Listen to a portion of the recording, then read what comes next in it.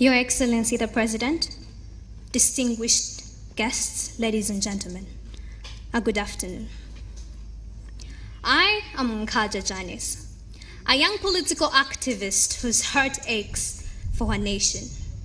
And lately I've been trying to write a book that has proven to drive me crazy, a book that locked me up in my mind and threw the keys to the back of my cold, flustered heart.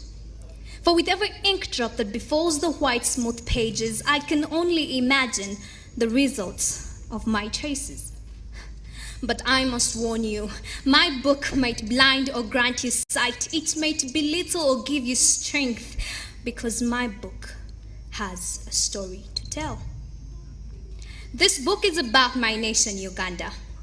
A nation that has seen great wars, a nation that has nurtured great warriors.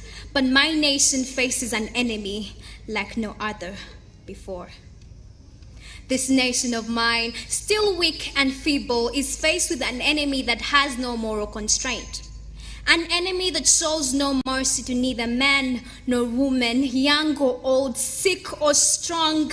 This enemy devours all. My nation calls it corruption.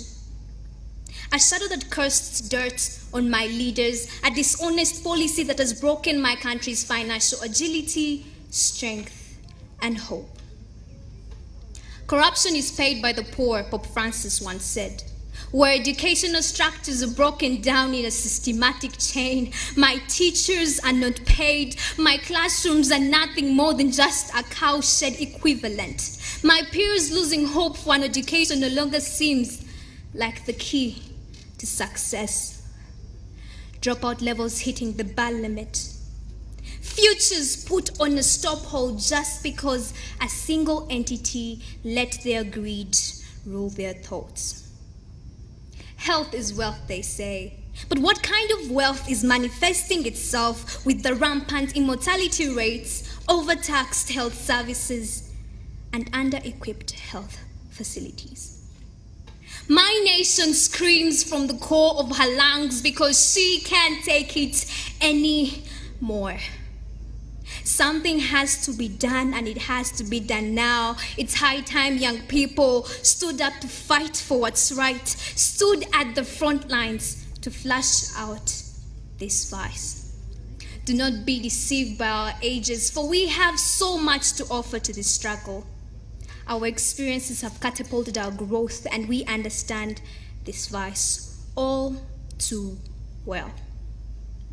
Kurt Cohen once said, "It's the duty of the youth to challenge corruption," and indeed, her point is valid. Young people all over the world are signing petitions, pushing governments to steer towards clear waters.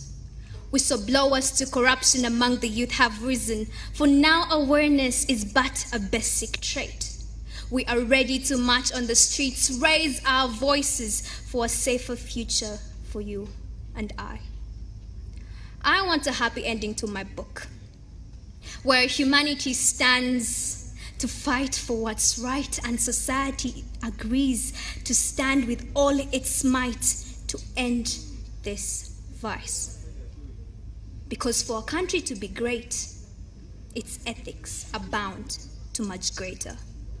For God and my country. Thank you.